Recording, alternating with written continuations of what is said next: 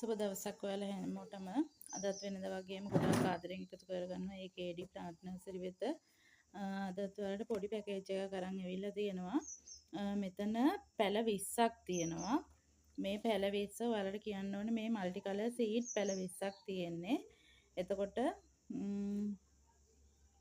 මෙන්න මේ සයිස් තමයි පැලේ මේ තියෙන්නේ.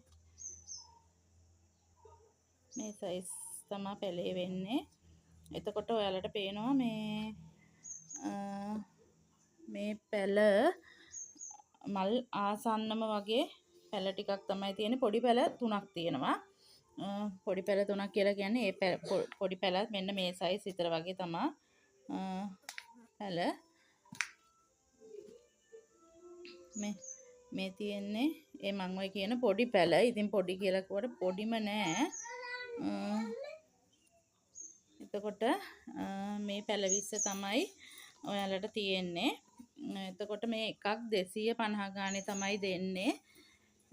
එතකොට මේ පැල 20ම ගන්න කැමති කෙනෙක් ඉන්නවා නම් මගේ WhatsApp නම්බර් එකට කෝල් එකක් දීලා පැල වෙන් කරගන්න.